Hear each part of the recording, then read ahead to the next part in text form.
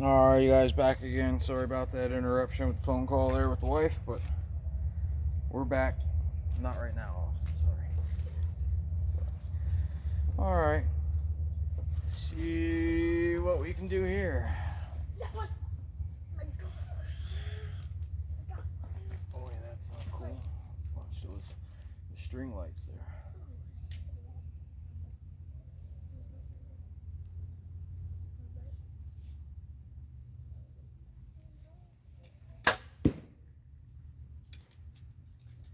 I said, man, this bow is so smooth.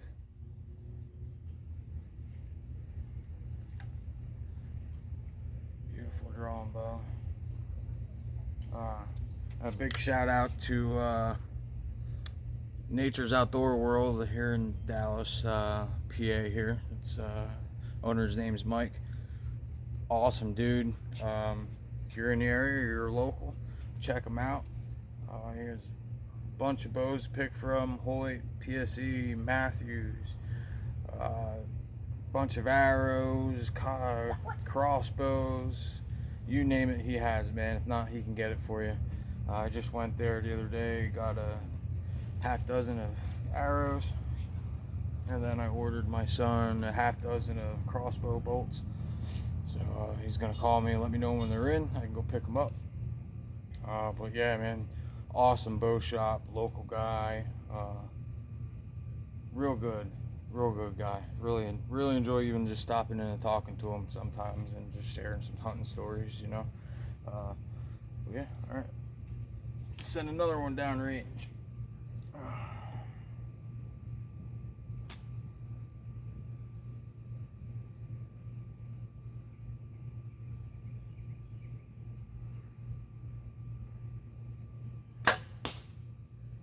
That was a little low again.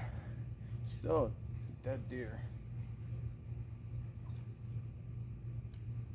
I got out of that habit of, I always knocked my arrow this way and then put my arrow down. Well, that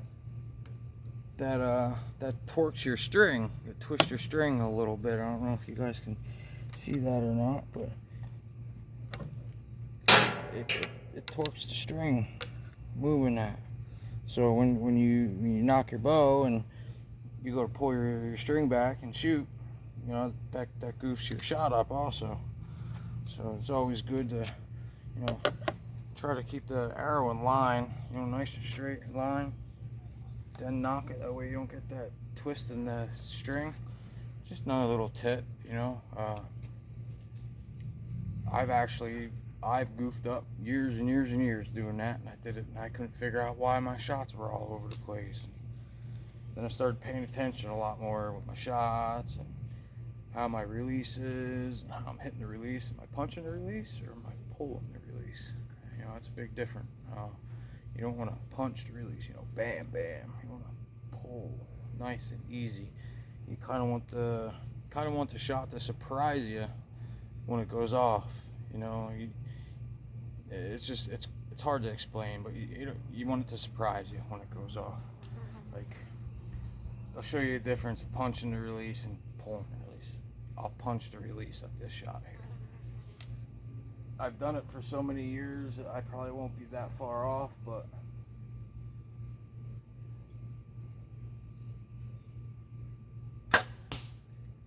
yeah, I shot low and to the left. That shot there, and I punch, boom, real quick. You know, when you're doing the trigger, you want to set your finger on that, and not this, not that. Set your finger on it and pull, bam. Be real nice when you do that. All right, let me go set my bow down. We'll go see what happens.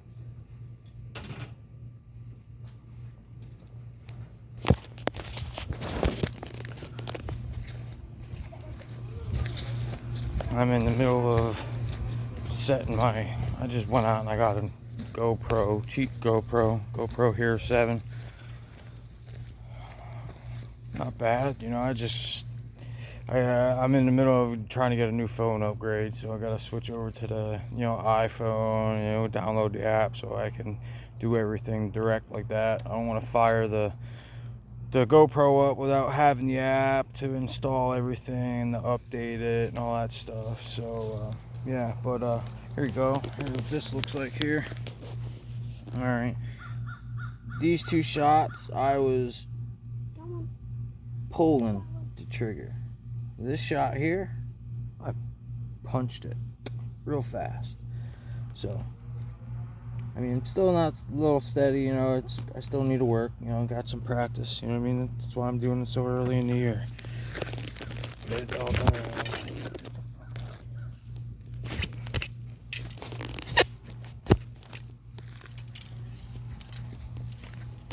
That's right, I try to get through my kids' heads. You gotta practice, practice, practice. Don't punch the trigger, pull the trigger. Pull through the shot, It's hard, they're young yet.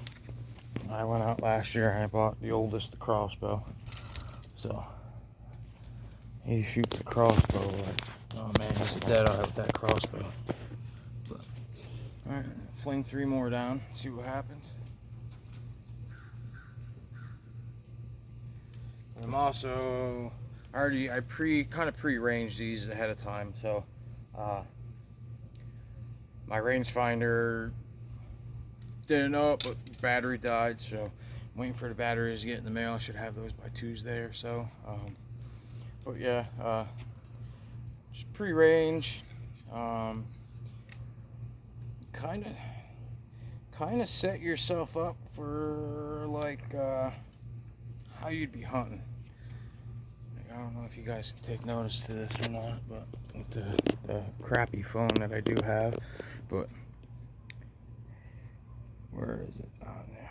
You see the target down there, way down there, and that limb that kind of like drops in front of it a little bit. Kind of have it set up like that because deer ain't always gonna stand out in the wide open. It's gonna have something there. I'll end up moving the target down a little bit because then I have a pine tree branch that comes down, and I could try to weasel my arrow through a couple holes. You know what I mean? It's always good to practice like that. Even like honestly right now I should be practicing out of my saddle, because shooting out of a saddle is a million times different than shooting out of a lock-on or a climber. You have full range accessibility to shoot 360 degrees out of a saddle. You just need to learn and know how to move in that saddle and pop your hips either way to however you're shooting. Maybe that's another video I'll go over here too in a little bit, coming up, how to shoot out of a saddle. Like I said, I just started last year hunting out of a saddle, so it's a little different. Like, I'm new at it yet. If anybody has any tips or anything, feel free to share them. Comment what you think, or even if you see me doing something goofed up shooting a bow, let me know. Maybe I can fix it. Be more accurate. Always learn. All right, here's shot number 1. Let's see, and I'll pull the trigger this time.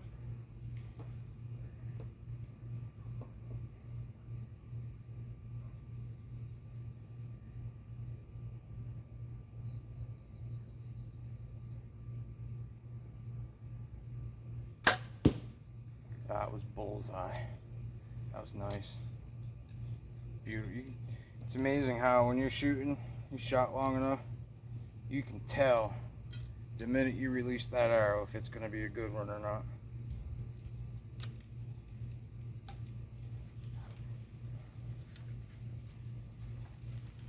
Shot number 2.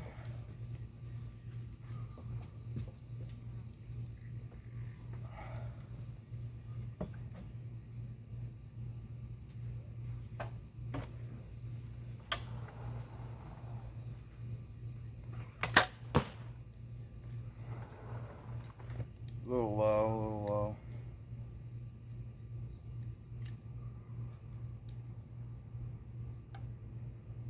And it's always good too to have a broadhead stash aside to practice with too. Also, I don't know what you guys shoot or what your preference is.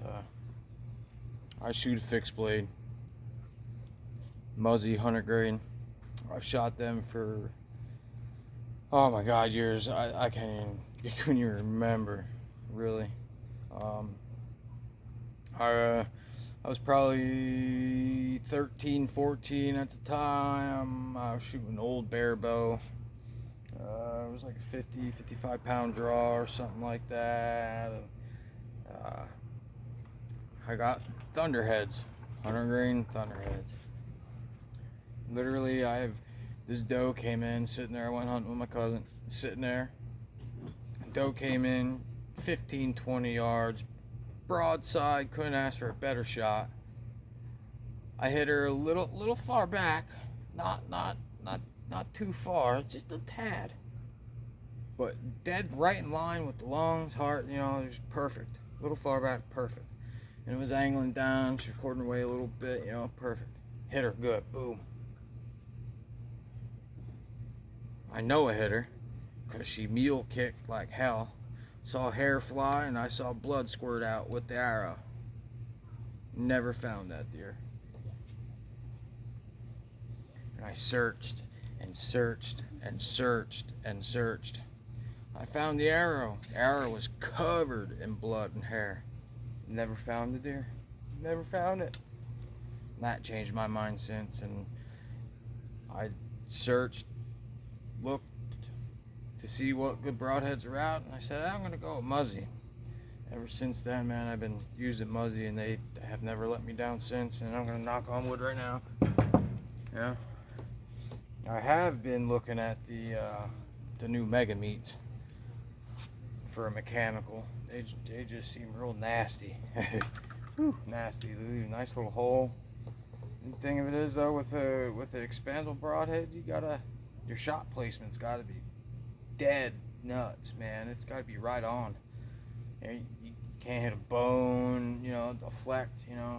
With a Muzzy, you're going through a bone. Like I've shot deer already that I've hit them right in the shoulder, and it broke that shoulder joint, and the deer only ran 50 yards and died. Like, it's crazy. But that's my preference. I'm not gonna knock anybody who ever shoots the expandables or thunderheads or whatever. You shoot, and that's it. As long as it kills that deer for you, you can get it home and in your freezer and on your wall. That's all that counts.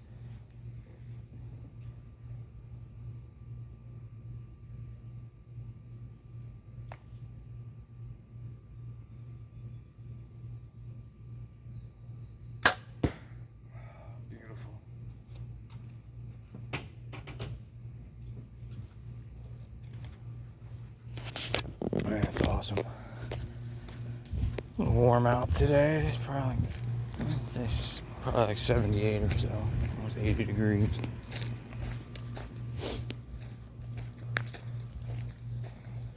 Oh, that explains why I couldn't see that one arrow. That damn near went all the way through. Check it out. Hey man, I'll take that any day of the week.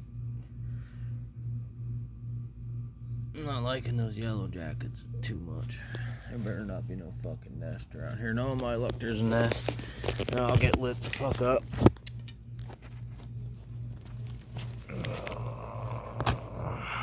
Fuck. Oh, there goes one arrow down the tubes. Look at that. Ripped the feathers right off of it. Yeah, that was a good shot, though.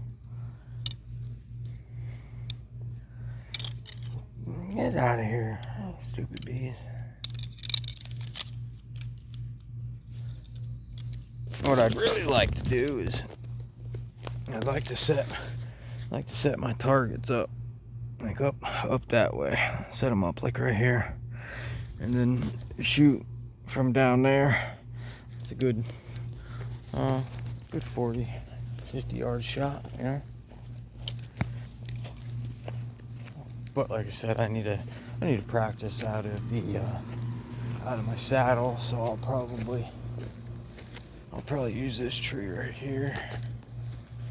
Probably use this one. Climb up to, about that crotch right there. And shoot. That way I'm elevated and get the practice out of the saddle. And get prepared to shoot that big one. Alright guys, well, took a few practice shots. Getting dialed in. My recommendations for all you guys and gals out there: practice, practice, practice, practice. You can never practice too much. Even if you have to, if you're working after work, come outside, shoot one time, just to get into that flow. You know what I mean? I just ordered a new release too, which I'm probably goofy for sitting here shooting with this, because I went from shooting this to me buying and ordering a 2-finger thumb release. Awesome, great reviews on this release. It's called a Knot to It release. Maybe I'll do a little unboxing review for them, and show you how it works and how it does and everything. But yeah, a little expensive they are, but from what I'm hearing and what I'm seeing on YouTube and the guys using them, the one guy I watch and pay attention a lot to is the do-it-yourself hunters. The one gentleman on there, oh my God, he's an awesome guy, and he explained to me and to all you guys of how the releases work and why he uses it. There's not that much movement in it, and that's what causes your goofy shots sometimes. So, like I said, I did a lot of research on it and read the reviews and watched videos, and I was like, screw it, I'm gonna pull the trigger on it. What's the worst can happen? I got my trigger release. If I don't like it, I can always go back to my trigger release. And he said also getting into the video and hunts be a lot better too. So, but yeah, again, I'd like to say thank you to everybody again for stopping by. Hit that like and subscribe button if you like the content you see. Yeah, hopefully the next video I put out will be me practicing out of my saddle or something. I don't know, I'll figure it out here. I'm just going day by day here, man. I'm new at this, just starting out. I don't know how to edit at all, so I'm posting raw footage of everything, my goofs up, everything. I'm not cutting nothing out. So again, thank you, hope you guys like it. All right, see you next time.